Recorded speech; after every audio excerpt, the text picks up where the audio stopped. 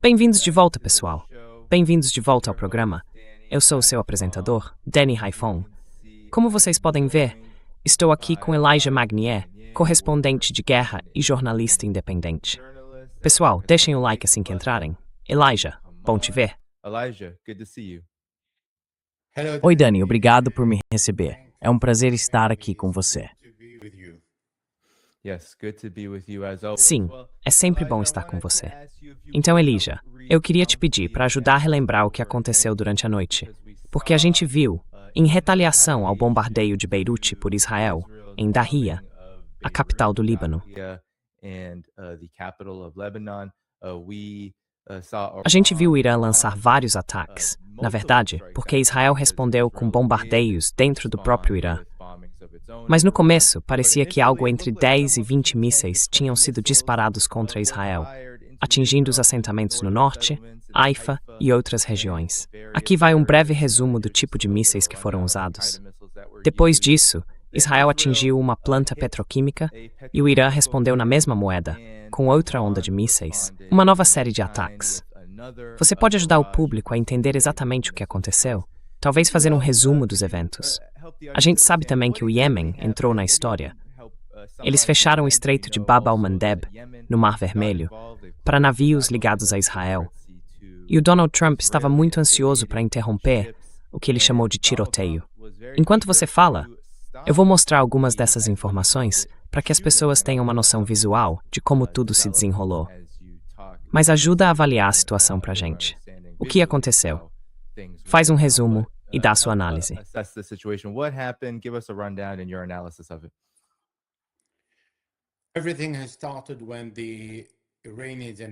Tudo começou quando os iranianos e os americanos chegaram a um acordo, não só sobre o cessar-fogo, mas também para acabar com a guerra no Oriente Médio. Os americanos concordaram com isso, como o primeiro ponto apresentado pelos iranianos aos paquistaneses em Islamabad, e os americanos reconheceram esse ponto. Mas quando o enviado americano voltou, os Estados Unidos disseram, na verdade, o Líbano não está incluído. Isso foi negado pelo mediador paquistanês, que afirmou, não, o Irã incluiu o Líbano no primeiro ponto. E isso acabou dando carta branca ao primeiro-ministro israelense, Benjamin Netanyahu, para bombardear o Líbano, principalmente o sul do país e o Vale do Bekaa.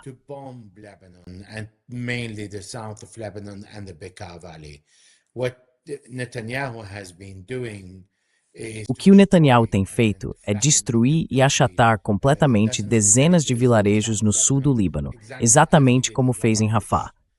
Os iranianos viram isso e os israelenses prometeram fazer o mesmo, dizendo que o sul do Líbano seria uma cópia exata do que fizeram em Rafah. E o que eles fizeram em Rafah foi eliminar as casas, os cemitérios, as escolas, as universidades, os hospitais, as estradas, toda a infraestrutura, tudo. Então toda a área de Rafah está plana. Não há qualquer sinal de civis ou de civilização que tenha existido ali antes da guerra. É isso que os israelenses estão fazendo agora no sul do Líbano. Because Hezbollah is a hybrid actor, so it is not an army, doesn't have an army that can stand against the most sophisticated modern Israeli army supported by the United States and supplied with weapons by Germany and the West with intelligence, etc. There is no comparison between the two armies. This is why Hezbollah's act of resistance is to try and inflict the maximum damage on the long term on Israel. However, because the conduct of Benjamin Netanyahu and his defense minister, Israel Katz, the time is really not in favor of Hezbollah, even if Hezbollah doesn't have a choice. The rapid destruction of the Israeli machine is overwhelming in the south of Lebanon, but the Israelis are suffering casualties on daily basis because Hezbollah is using drone and is trying to make the life of the Israelis Eskeri Semnar. as possible on a very small scale, of course. Now, the Israelis said Os israelenses disseram ao Hezbollah, tentando impor uma nova regra de engajamento. Se vocês bombardearem qualquer área do norte ocupada por Israel, nós vamos bombardear o subúrbio de Beirute. Então, os israelenses estavam procurando um pretexto para atacar aquela região. O Irã, frustrado desde o cessar-fogo, queria entrar na batalha, mas ainda se preparava para a guerra. Porque se entrasse no conflito e os israelenses reagissem com o apoio dos americanos, havia a possibilidade de essa guerra durar mais 40 dias, 2 meses ou até mais. Então, para Teherã, a situação não estava muito clara. Era importante estar pronto para uma guerra longa. Foi nesse momento que o Hezbollah lançou o míssil contra o norte de Israel. E isso acabou sendo inevitável, porque os israelenses estavam disparando artilharia e usando a força aérea contra toda a região sul do Líbano.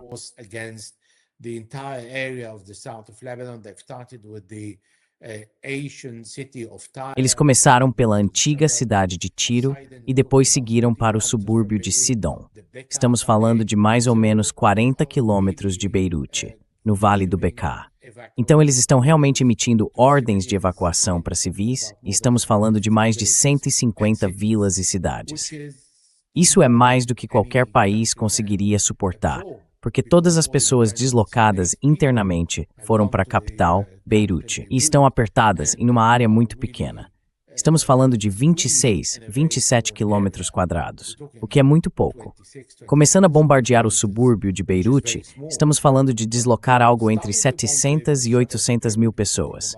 Já existem mais de 1.300.000 libaneses deslocados do sul do Líbano e do Vale do Bekaa. Isso seria demais para suportar. E então Israel disse, eu vou bombardear o subúrbio de Beirute.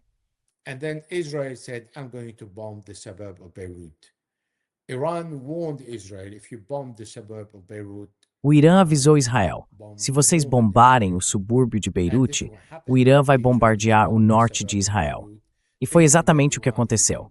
Os israelenses bombardearam o subúrbio de Beirute, achando que o Irã não iria reagir. E não foi só Israel. Muitos libaneses contrários ao Hezbollah, ou pró-americanos, pró-Israel, além de árabes dos países do Golfo que não apoiam Gaza nem a resistência, estavam muito céticos em relação à promessa iraniana. E o que aconteceu foi que, na noite passada, o Irã bombardeou Israel. E bombardeou apenas o norte de Israel.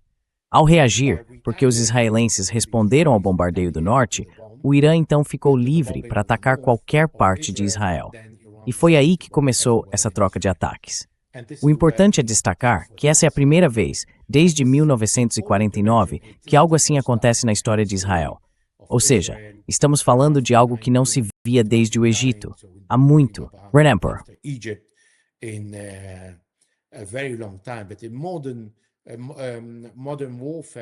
Mas nas guerras modernas, a gente não vê um país começando um ataque direto contra Israel. E o que estamos vendo agora é o Irã passando da chamada paciência estratégica para uma postura de dissuasão estratégica. O Irã está tomando a iniciativa de bombardear Israel, e isso é algo muito significativo para os israelenses. Isso quer dizer que a promessa de Benjamin Netanyahu de impor dissuasão, ele é conhecido como o homem da segurança, o responsável por proteger Israel e disposto a bombardear qualquer capital, está sendo colocada à prova. Nos últimos 3 anos, ele bombardeou 7 países, justamente para afirmar a supremacia e o poder de Israel sobre o resto do Oriente Médio. Então, isso mudou completamente a equação.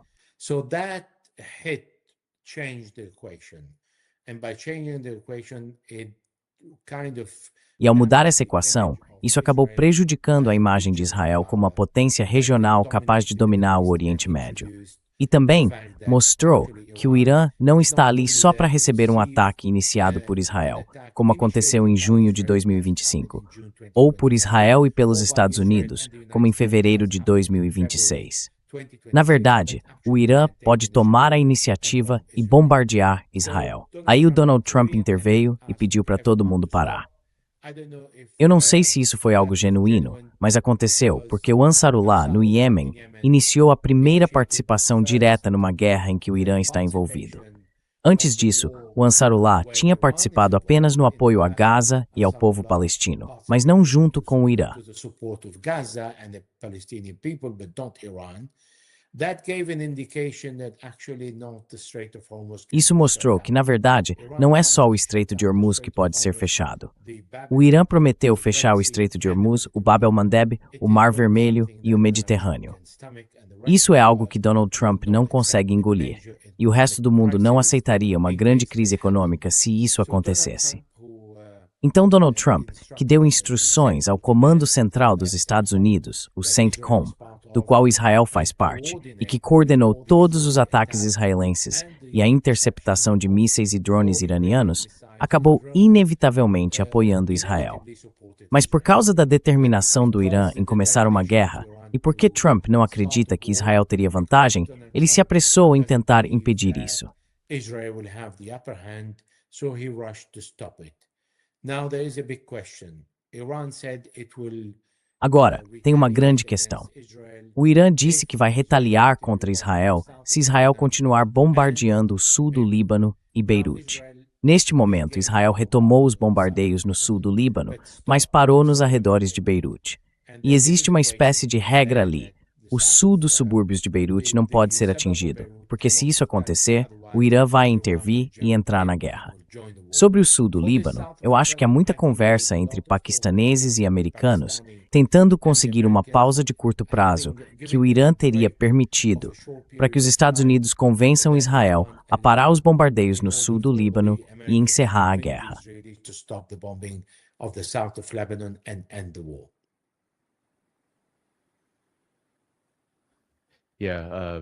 A great summary, Elijah. Now, Ótimo resumo, Elijah. Agora, talvez antes de... Eu quero muito falar sobre a reação do Donald Trump a tudo isso, porque teve alguns momentos em que pareceu que ele precisou se pronunciar publicamente. Teve aquela ligação com Netanyahu. Mas antes disso, qual foi o significado do ataque específico do Irã? Há relatos de que a base aérea de Ramat David foi, digamos, o alvo mais conhecido, e o Irã afirmou que dali teriam partido os bombardeios contra os subúrbios de Beirute. Então, qual foi a importância disso? O que exatamente o Irã atacou e por quê? É isso.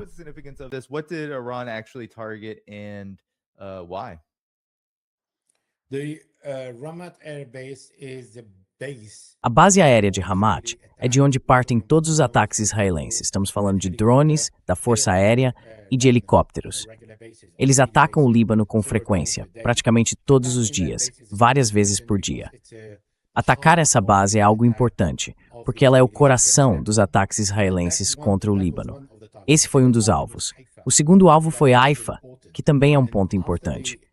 E depois do bombardeio israelense ao Irã, os iranianos bombardearam redores de Tel Aviv, a região de Jerusalém e Ashdod. Eles atingiram uma parte muito grande do território israelense, onde mais de 7 a 8 milhões de pessoas tiveram que ir para abrigos. 7 to 8 million people went to the shelter. That was the dimension of the bombing. Essa foi a dimensão do bombardeio. Agora, o que os iranianos atingiram não é algo que os israelenses compartilham. Desde o início desse ataque, os israelenses alertaram a população para não divulgar nenhum vídeo, e as pessoas foram bem rigorosas em não compartilhar nada. Mas isso vai acabar aparecendo mais tarde, e as informações vão ser reveladas depois. Mesmo assim, a gente já sabe que houve várias explosões de mísseis registradas em diferentes partes de Israel.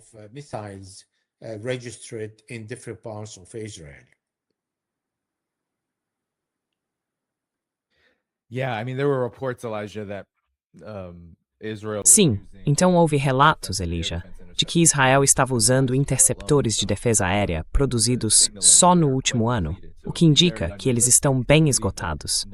Então seria muito irreal acreditar que nenhum desses mísseis atingiu o alvo. Agora, Elijah, falando sobre a reação de Donald Trump, eu vou destacar aqui algumas das reações dele, porque eu realmente acho que elas dizem muito sobre o motivo de tanta gente ter opiniões diferentes, sobre a forma como Trump reage a esse tipo de situação. Assim que o Irã começou a atacar Israel, e depois Israel passou a atacar o Irã, ele disse que Israel e Irã precisavam parar de atirar imediatamente. E depois anunciou que os dois lados estavam buscando um cessar-fogo imediato e que as negociações finais pela paz estavam em andamento.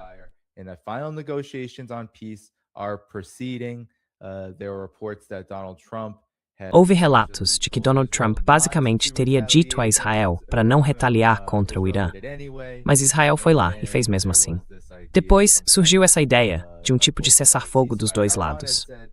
Agora o Irã disse que só vai parar os ataques enquanto o Líbano não continuar recebendo bombardeios de Israel e, claro, enquanto Israel não atacar o Irã. Então eu não acho que eles estejam realmente falando de um cessar-fogo de verdade. Mas o que você acha da reação do Donald Trump? Pareceu muito positiva. Algumas pessoas acham que isso é uma forma de manter uma negação plausível, porque com os ataques de Israel, provavelmente houve envolvimento e coordenação dos Estados Unidos. Mas o que você acha de tudo isso? There are two really different theories. Existem duas teorias bem diferentes aqui. A primeira é que os americanos e os israelenses fazem muito aquele papel de policial bom e policial mau. Eles dividem os papéis entre si. Quando Donald Trump parece muito irritado por causa do que Benjamin Netanyahu fez, Netanyahu não pode contrariar Trump, porque ele é o maestro, mesmo que não seja muito esperto e não entenda nada de política. Mas é ele quem conduz a guerra, no sentido de que recebe orientação sobre quando deve parar e quando pode continuar. Agora é importante lembrar que Israel não consegue voar entre 1.400 e 1.700 quilômetros e voltar com seus jatos sem reabastecimento aéreo. E esse reabastecimento precisa ser feito sobre o Iraque e a Síria.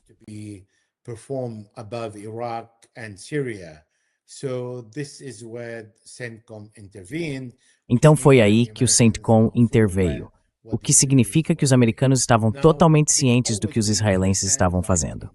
Agora, pelo que entendemos, como aconteceu no Catar, quando os israelenses bombardearam o país tentando assassinar líderes do Hamas, Donald Trump disse: "Eu não sei de nada sobre isso", e ainda repreendeu Israel. Mas isso não é verdade, porque os Estados Unidos têm a maior base aérea em Al Udeid, no Catar. E um jato israelense não conseguiria voar até lá e realizar um assassinato direcionado sem o conhecimento dos americanos. Essa é uma posição extremamente cética, em que os americanos fingem que não sabiam de nada. E normalmente, Donald Trump faz isso quando as coisas não vão bem, porque o fracasso não tem pai.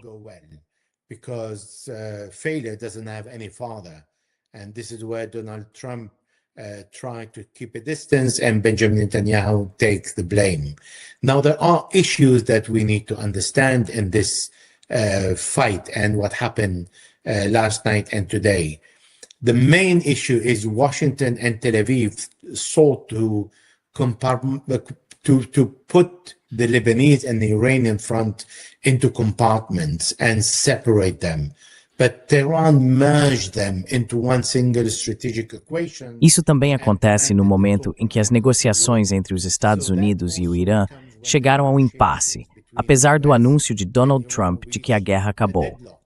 E agora, o próprio ministro da Defesa americano disse que a guerra terminou. The American defense minister saying that the war is over. A gente ouviu o Marco Rubio dizendo no Congresso que a guerra acabou, mas que nada foi alcançado. Eu não acho que os iranianos estejam dispostos a dar qualquer coisa para o Donald Trump antes das eleições de meio de mandato. Também não acho que eles estejam com pressa para aceitar algum acordo.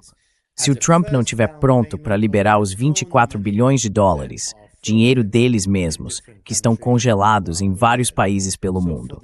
Então, para isso acontecer, os americanos teriam que se esforçar e concordar em liberar essas quantias para Irã.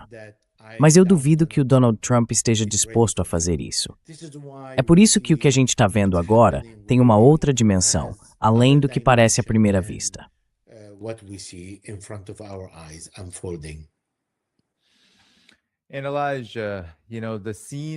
E Elijah, você sabe, as cenas em Israel, claro, houve um apagão total, como você mencionou. Então, a gente não teve aquelas imagens que vimos antes nesse conflito, de israelenses correndo para os abrigos. Mas a gente sabe que isso provavelmente estava acontecendo.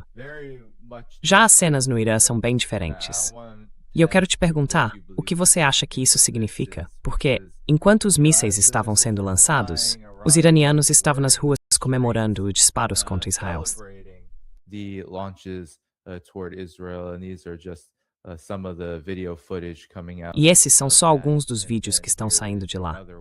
E aqui tem outro, mostrando iranianos lotando as ruas, comemorando enquanto Israel sofria esses ataques de mísseis lançados contra eles. Então, o que você acha disso? Quer dizer, isso tem acontecido praticamente todo dia, desde que a guerra começou. Os iranianos têm ido às ruas, se mobilizando, se manifestando, em defesa do próprio país, protestando, sabe, contra os agressores. Mas a cena é bem diferente, claro, do outro lado. Qual é o significado disso, se é que tem algum, dentro do contexto geral dessa guerra?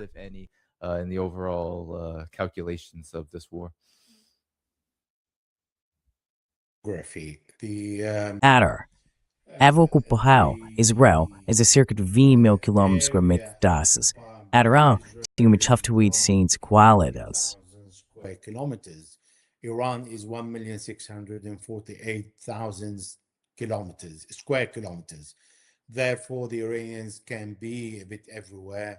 Então, os iranianos podem estar um pouco por toda parte. É um povo numeroso. Estamos falando de quase 90 milhões de pessoas. E eles estavam confiantes de que o país tinha tomado a iniciativa pela primeira vez contra Israel.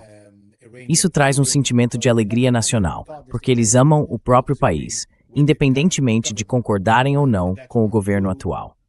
Esse é o primeiro ponto. O segundo é que há pouquíssimos iranianos que se colocaram contra o Irã durante essa guerra, porque a maioria realmente apoiou o país contra os Estados Unidos e Israel.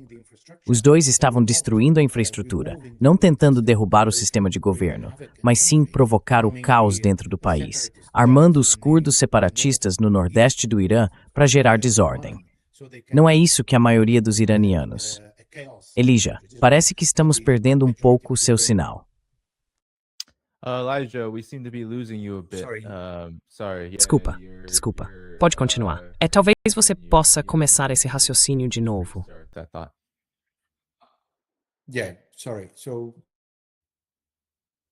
Desculpa. Então, o que eu estava dizendo é que os iranianos não querem ver o próprio país destruído. E era exatamente isso que os israelenses estavam tentando fazer, destruir o país, destruir toda a infraestrutura. Por isso os iranianos se opuseram a essa guerra. Agora eles estão nas ruas comemorando, porque estão satisfeitos em ver os israelenses pagando um preço, e felizes em ver o Irã defendendo o Líbano, porque o Líbano ficou ao lado do Irã e lutou junto com o Irã. Mas o Irã quebrou aquela narrativa de que o Hezbollah seria apenas um representante, um grupo usado por ele.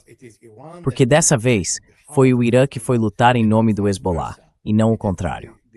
Isso mostra que o Irã cuida dos seus aliados, tenta protegê-los e está disposto a pagar o preço por eles, até mesmo ir à guerra, e não por um único dia.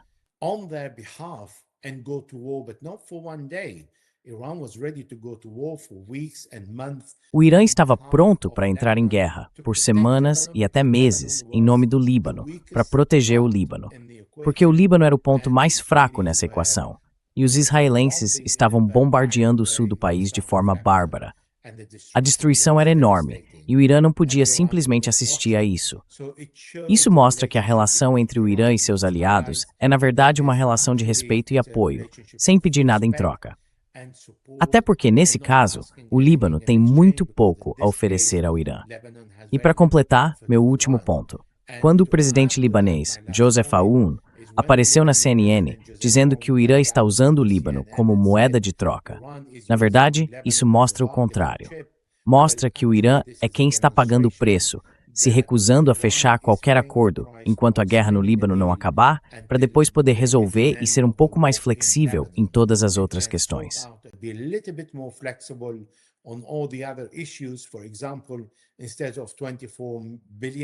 Por exemplo, em vez de 24 bilhões, pode aceitar 12 no começo e depois mais 12 em 30 ou 60 dias. Donald Trump está muito disposto a ceder.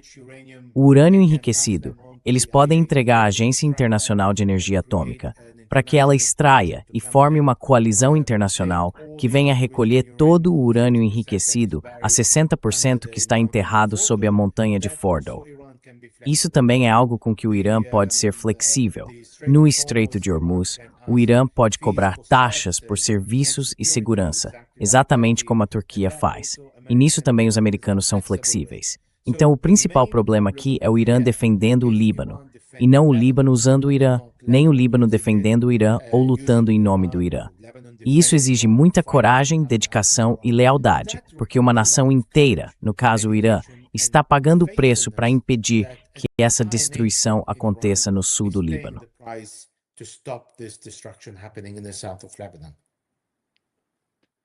And Elijah, I mean, it É. is unprecedented in many E ways. Elijah, olha, o que a gente está vendo é algo sem precedentes em muitos aspectos. Você enxerga isso como mais uma fase dessa guerra? Porque desde o começo o Irã tem sido muito claro, seja lá como a gente queira chamar essas deliberações, conversas, ou talvez a tentativa dos Estados Unidos de dar um jeito de escapar de uma derrota, essas negociações, que em teoria seriam para encerrar a guerra. O Irã deixou claro desde o início que o Líbano sempre fez parte disso, em grande parte por causa da solidariedade que mencionou. In large part because of the solidarity you mentioned, and also, I mean, this latest E também, quer dizer, essa guerra mais recente, essa nova fase da resposta de Israel, absolutamente horrível, desumana e criminosa contra o Líbano, aconteceu quase como se Israel estivesse tentando se aproveitar dos ataques ao Irã para punir o Líbano e, claro, para tentar alcançar aquele sonho aparentemente impossível de destruir o Hezbollah. O que você acha disso? Qual é a questão aqui? Você vê isso como mais uma nova fase da guerra agora, já que o Irã realmente colocou força por trás das suas promessas e dos seus compromissos. Yes, I think the Iranian Sim, eu acho que os iranianos não vão permitir que os israelenses ajam livremente se o bombardeio no sul do Líbano continuar por vários dias e Israel seguir destruindo aquela região e as cidades de lá. Agora, Israel pode fazer isso por alguns dias. Mas se a gente olhar o que os israelenses estão fazendo, na verdade, eles não estão conseguindo nenhum ganho estratégico, só destruição. Nos últimos 3 anos, Benjamin Netanyahu vem destruindo Gaza, o Líbano e parte do Irã. Não há conquistas. O Hamas continua lá, o Hezbollah continua lá e o sistema de governo iraniano segue do mesmo jeito, mais forte do que nunca. The Iranian ruling system is still as it is, stronger than ever. Iran has regained its power, otherwise O Irã recuperou seu poder. Caso contrário, não estaria desafiando Israel, sabendo que os americanos estão lá para apoiar os israelenses. Tudo isso mostra que os iranianos estão ficando um pouco impacientes com Israel. E o povo americano também está demonstrando discordar do que Donald Trump está fazendo. A gente viu o Congresso votar contra a guerra no Irã. Mesmo que na prática, isso não tenha muito peso e não impeça Donald Trump de continuar com o que ele quer fazer no Irã. Ainda assim, é um sinal muito forte de que, na verdade, o Congresso não está apoiando Donald Trump. actually the Congress is not supporting Donald Trump. The population, according to the recent statistics, 62%. De acordo com estatísticas recentes, 62% dos americanos são contra a guerra com o Irã. Então, as únicas pessoas que apoiam essa guerra são os israelenses, a sociedade israelense e Benjamin Netanyahu com seu governo. Mas tudo isso tem um certo limite. O Irã vem sendo demonizado há 47 anos.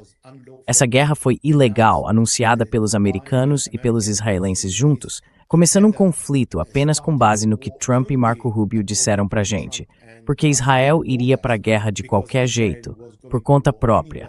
E os americanos acabaram se juntando. E há toda uma retórica sobre como o Irã nunca terá uma bomba nuclear. Eu acho que o Irã concorda totalmente com isso e nunca buscou ter uma bomba nuclear. I think Iran fully agree with that and never seek the nuclear bomb. So this narrative that is repeated after Então essa narrativa que se repete depois de cada pergunta, agora já está claro para todo mundo que é só uma mentira para encobrir o verdadeiro motivo dessa guerra, que é mudar o sistema de governo no Irã e roubar os recursos naturais do país. E o Donald Trump disse: "Eu quero petróleo." Esse é o objetivo. Ele falou exatamente a mesma coisa no primeiro mandato sobre a Síria. Disse: "Eu quero petróleo." E ele estava pegando o petróleo. Só que, no caso do Irã, ele não está conseguindo. Mesmo que ele monte um bloqueio do lado de fora do Estreito de Hormuz, os iranianos têm capacidade de bombardear a Marinha dos Estados Unidos, se for necessário. the US Navy in case of need and the Americans are no longer confiscating. E os americanos não estão mais confiscando os petroleiros iranianos. Agora eles os mandam de volta e às vezes impedem que passem, porque alguns desses navios já conseguiram cruzar. Então, se a gente olhar tudo isso junto, dá para entender que o Irã se sente encorajado por todos esses fatores a começar e iniciar o ataque contra Israel. E, na verdade, hoje, curiosamente, não foi exatamente uma surpresa ver uma condenação ao Irã por ter iniciado o ataque contra Israel. Porque agora, a maioria da população mundial já vê Israel como um regime genocida que mata crianças em Gaza e no Líbano e destrói a infraestrutura civil por onde passa. Destroying the civilian infrastructure wherever they go. The Israeli army is stealing. O exército israelense está roubando, destruindo, estuprando, e tudo isso tem revoltado a população no mundo inteiro. E é por isso que lá no começo, quando o Irã foi atacado em junho de 2025, não havia muita simpatia pelo país. Hoje, a situação mudou. Agora, o Irã está ganhando mais apoio e mais simpatia no mundo todo do que nos últimos 47 anos, porque a narrativa ocidental conseguiu, de fato, demonizar o Irã ao longo do tempo, mostrando o país como vilão, como o lado mau. Mas quando todo mundo vê os iranianos, tanto os que apoiam o governo, quanto os que são contra, se unindo em defesa do Irã contra os Estados Unidos e os americanos, a situação muda completamente. The situation has changed. Yeah, Sim, estão surgindo novas informações, Elijah, sobre essas reações de pânico do Donald Trump e do governo dos Estados Unidos. Segundo relatos, Trump disse ao Canal 12 que estava avisando Netanyahu de que ele poderia ficar sozinho contra o Irã muito em breve, se continuasse com os ataques ao Líbano. E no começo, quando Israel realizou esses ataques ao Líbano, que ultrapassaram a linha vermelha do Irã, Trump teria dito que essas ações não foram autorizadas pelos Estados Unidos e que ele deveria parar imediatamente. Netanyahu deveria deixar de insistir nisso. Mas mesmo assim, como você mencionou antes, existe esse jogo de policial bom e policial mau acontecendo. Às vezes eles até trocam de papel. There's this like good cop, bad cop thing going on. Sometimes they reverse roles. Sometimes, we know that Netanyahu has said something to the. Às vezes, a gente sabe que o Netanyahu disse algo no sentido de que existem algumas diferenças táticas sobre como lidar com as questões na região. Mas parece que, independentemente do tipo de jogo que esses dois estejam jogando, o resultado acaba sendo praticamente o mesmo. Dá a impressão de que, diferente da guerra de 12 dias, como você mencionou, o Irã não estava na defensiva dessa vez. Ele tomou a iniciativa, só que a forma como Trump reagiu pareceu uma versão acelerada daquela guerra de 12 dias, como se ele tivesse entrado em cena tentando mostrar que estava controlando a situação. No fim das contas, o resultado foi que Israel teve que parar de atacar o Irã e agora, possivelmente, está se complicando ainda mais ao ignorar os avisos iranianos. Qual é a sua opinião sobre isso? Flaunting Iran's warnings. What's your thoughts on this?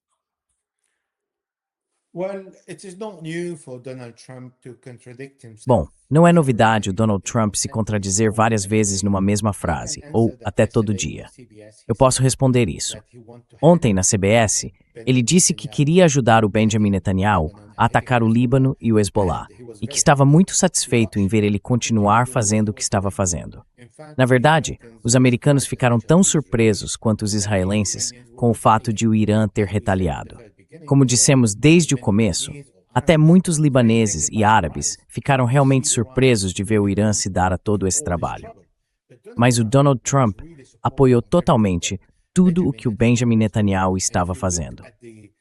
E se você olhar o acordo assinado como um quadro de referência entre Israel, os Estados Unidos e o Líbano, a declaração divulgada pelo Departamento de Estado americano, o Marco Rubio disse que o Líbano e Israel concordaram que o inimigo do Líbano, dos Estados Unidos e de Israel, é o Hezbollah. And America and Israel is Hezbollah. Therefore, the Americans and the Israelis and Portanto, os americanos e os israelenses, e uma parte dos libaneses, uma parte pequena, consideram o Hezbollah como inimigo. O Hezbollah representa mais de 1/3, chegando a cerca de 40% da população do Líbano. Xiitas, sunitas, cristãos e drusos, não só xiitas. A maioria é xiita, mas eles também representam outros grupos que se recusam a fazer um acordo com Israel desse jeito, em que não há nenhuma menção de que Israel se retiraria do sul do Líbano. Por isso, o plano de realmente atingir o Hezbollah e destruir o sul do Líbano não começou ontem. Quando Donald Trump diz, eu não tenho nada a ver com isso, isso não é verdade. Isso vem acontecendo desde 2024, e de novembro de 2024 até fevereiro de 2026, por 15 meses. Since 2024, and since November 2024 to February 2026, for 15 months, the Israelis did not stop destroying south of Lebanon. Os israelenses não pararam de destruir o sul do Líbano, e depois de fevereiro de 2026, continuaram com a destruição. Em abril do mesmo ano, os israelenses destruíram mais 20 vilarejos. Então, por que o Donald Trump de repente está mudando de ideia sobre isso e se afastando só porque não quer ser responsabilizado? Mas isso não é muito inteligente, se ele aceitou, aprovou e apoiou o Benjamin Netanyahu nessa missão. E temos o almirante Cooper, chefe do CENTCOM, visitando Israel com muita frequência e coordenando todas as necessidades de Israel para continuar destruindo o sul do Líbano, já que Israel não tem tantas bombas para manter esse tipo de destruição.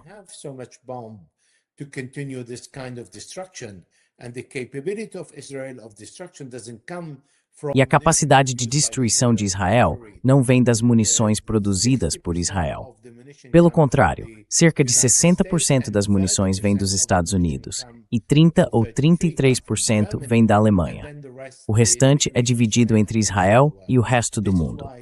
É por isso que Israel é tão generoso na destruição e nos bombardeios, e consegue fazer e alcançar o que está alcançando apenas porque é apoiado nessa tarefa. E no mundo militar, existe algo chamado usuário final. Todo país que fornece munições precisa saber para que o país que as recebe está usando esse tipo de munição e com qual finalidade.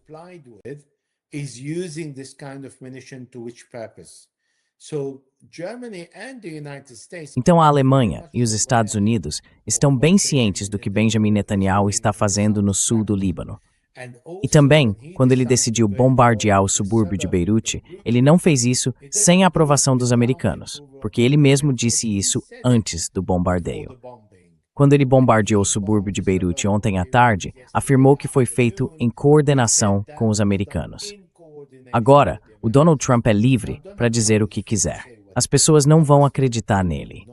Quer dizer, sempre vai ter alguém que acredita, mas isso não é compatível nem coerente com o que a gente ouve de Donald Trump e Benjamin Netanyahu.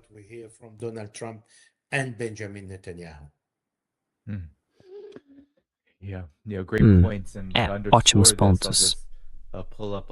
E para reforçar isso, vou citar o Elijah. Isso aqui é da BBC. A gente sabe bem das ligações da BBC. Tem pessoal dos Estados Unidos espalhado por toda a BBC. E aqui está o correspondente deles no Departamento de Estado. E o que ele disse sobre se o Netanyahu desafiou Trump. Ele disse que com certeza, quase certamente não. E depois continuou dizendo que o Trump falou depois que o Irã lançou mísseis balísticos contra Israel, dizendo que ia ligar para o Netanyahu e pedir para ele não revidar. A ideia era que esse ataque poderia rachar e colocar em risco a diplomacia frágil com o Irã. Mas algumas horas depois, Israel foi lá e fez mesmo assim. Israel atacou o Irã. Então, o Netanyahu desafiou Trump.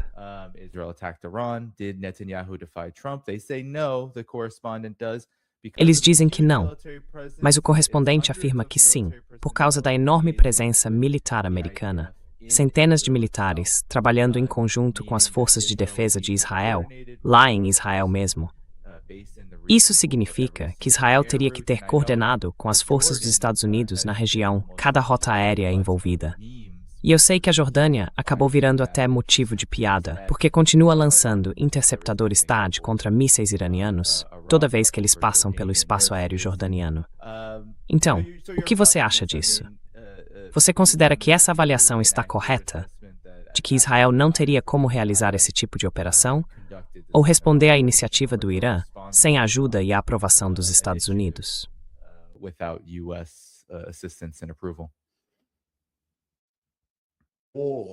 After the 7th of October, Joe Biden told us Depois do dia 7 de outubro, o Joe Biden nos disse que enviou 2.000 soldados das forças Delta, oficiais generais e militares com diferentes especialidades para Israel, para apoiar Israel. nobody ever Ninguém, em momento algum nos Estados Unidos, disse que eles foram retirados de lá. Pelo contrário, temos britânicos, americanos, alemães e franceses, todos continuando a apoiar Israel militarmente, fornecendo vigilância, munições, apoio militar, inteligência e também interceptor do Iêmen e do Irã. that are coming from Yemen and from Iran. Therefore, they all there aware of what's happening. Portanto, todos eles sabem o que está acontecendo. Existe um centro de comando e controle criado pelo CENTCOM, onde há oficiais israelenses de coordenação dentro desse centro. Tudo é monitorado, e não dá para começar a atacar o Irã e cruzar toda essa distância que vai de 1.400 a 1.700 quilômetros. Mesmo que os americanos permitam, mesmo que os israelenses queiram sobrevoar o Iraque e bombardear o Irã para ficarem fora do alcance dos mísseis antiaéreos iranianos, como eles poderiam permanecer sobre o Iraque sem autorização dos Estados Unidos, que tem uma base em Erbil, no aeroporto, e outra em Harir, no Kurdistão iraquiano? Então, tudo isso exige uma coordenação completa. So all that need a full coordination. How the Americans will be Como é que os americanos poderiam não saber que Benjamin Netanyahu está bombardeando Beirute, se o acordo, há poucas semanas, foi entre os americanos e os israelenses, e foi divulgado abertamente em toda a mídia, dizendo que os dois lados concordaram que o subúrbio de Beirute não seria mais bombardeado? Para violar esse acordo, Benjamin Netanyahu não tem uma loja onde ele faz o que quer. Pelo contrário, ele depende do apoio dos Estados Unidos. E os Estados Unidos estão totalmente envolvidos nessa guerra, negociando com o Irã em nome de Israel. E o próprio Benjamin Netanyahu disse que recebia relatórios regulares, pessoalmente, da Casa Branca, e trocava informações com eles. from the White House and he exchanged with them the information. This is what the Israeli Prime Minister said. So can you imagine? Foi isso que o primeiro-ministro de Israel disse. Então, dá para imaginar um ato de guerra desse tipo e as consequências que viriam com isso? Principalmente quando o Irã ameaçou bombardear Israel caso o subúrbio fosse atacado. Você acha mesmo que Benjamin Netanyahu faria isso por conta própria? Eu acho que isso é um insulto à nossa inteligência. Mas quer dizer, Donald Trump, Elijah, a gente te perdeu em Donald Trump. Se você conseguir voltar em breve, desculpa, acho que teve um problema na internet. Mas eu tava dizendo desculpa, te perdi em Donald. É isso. Eu disse tá bom. Yeah. So I said, okay, Tô te ouvindo. Pode continuar. É desculpa. sorry. So I said Donald Trump has Então eu disse que o Donald Trump pode mudar de ideia, porque ele é uma pessoa que muda de ideia o tempo todo. Ele pode dizer o que quiser. Cabe às pessoas acreditarem nele ou não. E eu acho que o histórico dele não dá muito crédito para ele. doesn't give him too much credit. Yeah, that's for sure, Elijah. Now, É, com certeza, Elijah. Agora, talvez, enquanto a gente entra nos últimos 15 minutos, mais ou menos dessa hora, a gente possa falar sobre a importância do que pareceu ser uma resposta coordenada. O Hezbollah ainda estava lutando durante esse período de ataques iranianos. O Iêmen lançou sua própria salva de mísseis. E, claro, teve o anúncio do Iêmen de que estavam fechando o Mar Vermelho para todos os navios ligados a Israel. Quão significativo é o fato de que o chamado eixo da resistência, mesmo até agora, e eu vi alguns relatos recentes, antes de entrarmos no ar, dizendo que o Irã também está tentando incluir Gaza em algum tipo de acordo abrangente para encerrar a guerra. Quão importante é essa coordenação do eixo da resistência desse jeito? E o que isso nos diz sobre o estado geral da guerra? Considerando que, sei lá, mesmo antes dos ataques de 28 de fevereiro, Elijah, a gente ouvia que essa resistência praticamente já tinha deixado de existir. that this resistance had been all but dead. The axis of the resistance was kind of O chamado eixo da resistência surgiu meio que como uma resposta ao eixo do mal do George Bush, quando ele definiu o Irã e a Coreia do Norte como parte desse eixo do mal. Então a reação foi algo como, na verdade é um eixo de resistência contra o que George W. Bush chamou de eixo do mal, já que ele atacou o Afeganistão e depois o Iraque. Foi aí que nasceu o termo eixo da resistência. Na verdade, foi um jornal líbio que pela primeira vez falou sobre esse eixo da resistência, e depois o termo foi adotado pelo Irã e seus aliados. Só que o eixo da resistência continuou sendo mais uma forma de dissuasão por meio da narrativa, sem nunca ter um centro de comando e controle ao longo de toda a década, de 2002 até junho de 2025. Porque em setembro de 2023, quando o Hamas começou o ataque a Israel, to June 2025. Because in September 2023, when Hamas started the attack on Israel, the Palestinians did not inform Iran. os palestinos não informaram o Irã nem o Hezbollah. E os israelenses nos disseram que encontraram cartas de Al-Sinwar dizendo que só meia hora antes do ataque, ele explicou por que não avisou ninguém, justamente por causa do sigilo e do sucesso da operação. Então, não existia um centro de comando e controle unificando todas essas forças do chamado eixo da resistência. Havia diferenças entre eles. Por exemplo, na Síria, o Hamas era contra o Hezbollah. Khalid Mishael era abertamente contra a Síria. No Iraque também havia divergências. Além disso, o Iraque estava sob um regime completamente diferente, sob o controle e a ocupação dos americanos. E depois disso, em 2014, o Estado Islâmico ocupou um terço do Iraque. Na prática, não havia coordenação em nenhum nível.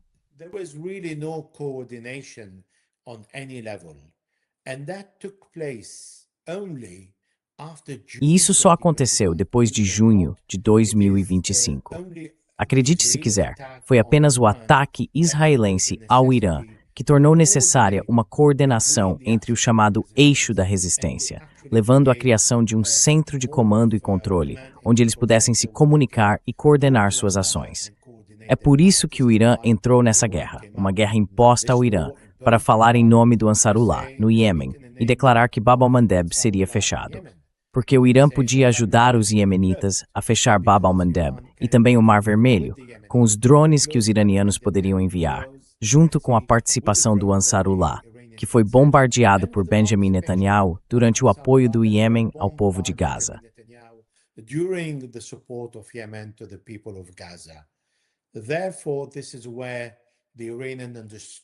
Foi aí que os iranianos entenderam a necessidade de realmente fortalecer o eixo da resistência. Mesmo assim, surgiram problemas, porque a Síria caiu. Bashar al-Assad já não estava mais no poder, então o fornecimento para o Hezbollah ficou mais limitado. Não chegou a zero, mas ficou mais restrito, porque outra força assumiu o controle na Síria. Uma força que representava exatamente o oposto do que o Irã apoia. Essa força era liderada por Ahmad al-Sharaf, que foi emir do Estado Islâmico e depois se tornou líder da Al-Qaeda, emir no Levante, em Bilad al-Sham. Depois disso, ele se aliou à Turquia e acabou tomando o controle da Síria com o apoio da Turquia e da Rússia.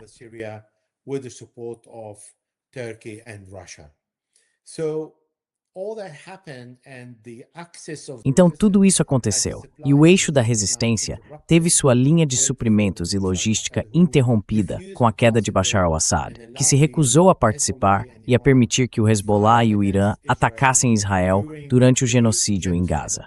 Por causa disso, o exército iraniano, quando foi atacado pelos israelenses em junho de 2025, iniciou um novo nível de cooperação. Mais uma vez, a dificuldade surgiu porque o Líbano, tanto o governo quanto o presidente, impediu e proibiu voos iranianos entre Teherã e Beirute, reduzindo assim qualquer tipo de apoio direto do Irã ao Hezbollah, inclusive em dinheiro ou ajuda financeira.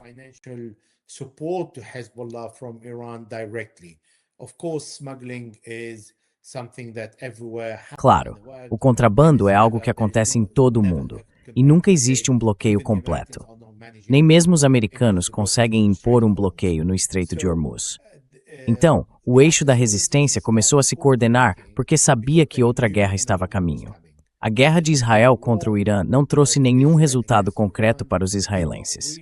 O urânio enriquecido iraniano continuava lá. A capacidade do Irã de produzir mísseis e lançá-los contra os israelenses também continuava lá. E o Irã ainda vendia petróleo para vários países, principalmente para a China, cerca de 80%. O que ainda garantia alguma renda para se recuperar dos bombardeios e da destruição causados pelos israelenses em 2025. Então eles sabiam que essa guerra viria como uma necessidade de coordenação.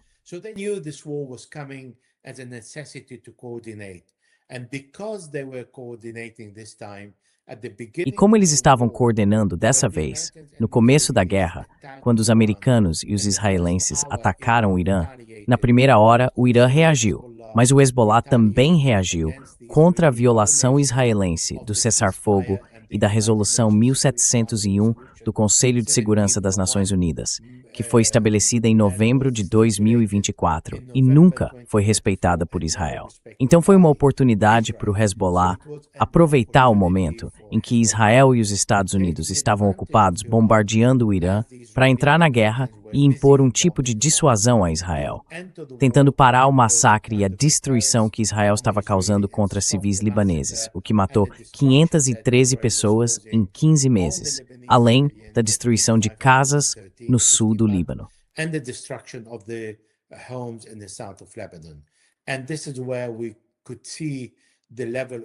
E é aqui que a gente consegue ver o nível de coordenação.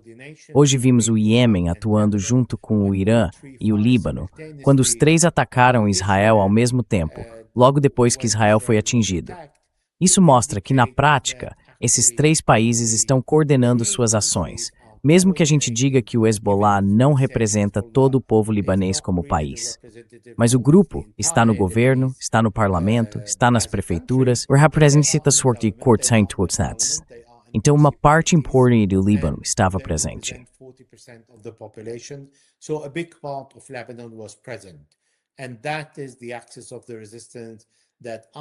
E esse é o eixo da resistência, que eu espero ver reforçado, apoiado e com um nível maior de coordenação, pelo menos entre esses três.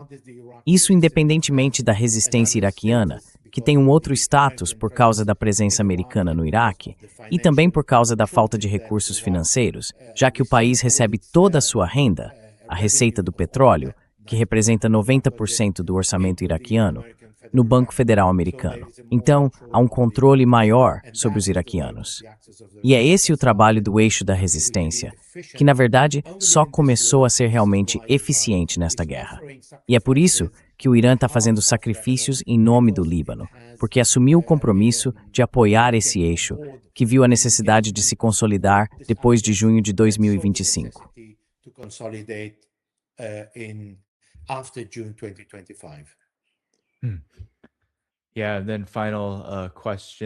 Certo. E aí, para encerrar, Elijah, o Estreito de Hormuz está mesmo totalmente fechado agora. O Irã afirmou isso durante e logo depois dessa troca de ataques com Israel.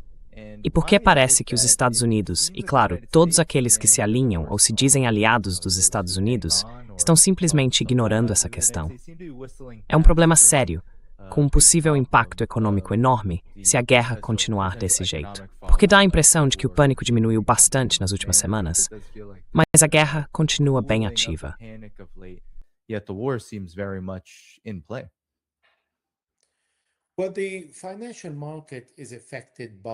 Olha, o mercado financeiro é muito influenciado pelas redes sociais e pelos anúncios. É por isso que a gente vê o Donald Trump falando com o mercado para tentar acalmar, dizendo que vai chegar a um acordo. Toda semana ele faz isso. No começo fala em acordo e no fim lança uma ameaça ao Irã. Então isso já virou um jogo que a gente conhece. Mas hoje, por exemplo, houve incerteza no mercado e o preço do petróleo e do gás subiu cerca de 4 a 5% porque as pessoas acharam que o Estreito de Hormuz ia ser fechado, que poderia começar uma guerra longa. Depois, quando viram que as coisas estavam se acalmando um pouco, o mercado se estabilizou. A gente também vê os americanos permitindo que alguns petroleiros passem porque querem que o fornecimento continue. Afinal, os Estados Unidos estão pagando o preço disso.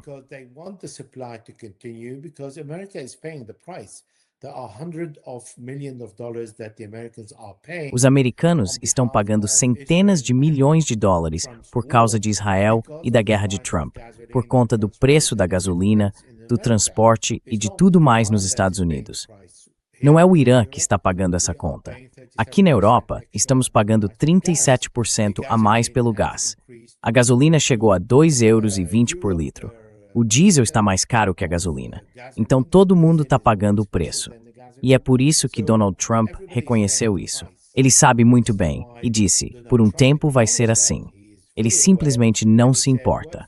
Não se importa com os preços, nem com o custo que isso traz para os americanos e para o resto da população mundial.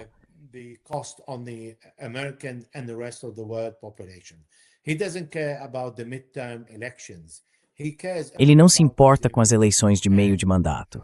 O que importa para ele é a própria imagem. E ele quer fazer algo que Barack Obama não fez. Ele é obcecado pelo Acordo de Obama, o JCPOA de 2015. Então ele é bem limitado e não alcançou nenhum dos seus objetivos, assim como Benjamin Netanyahu também não atingiu nenhum dos objetivos declarados desde o início. E hoje, o Irã lançou todos os mísseis a partir das mesmas posições que Donald dizia ter destruído. Ou seja, tudo voltou à estaca zero e nada foi realmente conquistado. Mas para o Irã, alguma coisa foi sim alcançada. Hoje o Irã tem sob seu controle o Estreito de Hormuz e está cobrando taxas sob qualquer outro nome. Mas isso não acontecia antes da guerra.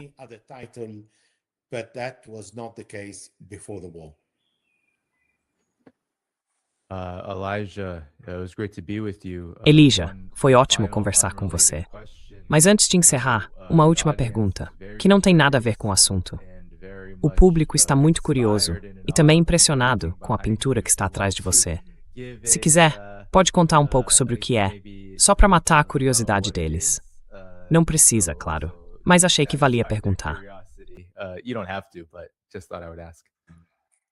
Bom, talvez a gente deixe isso para outra hora, mas eu posso me afastar para você ver.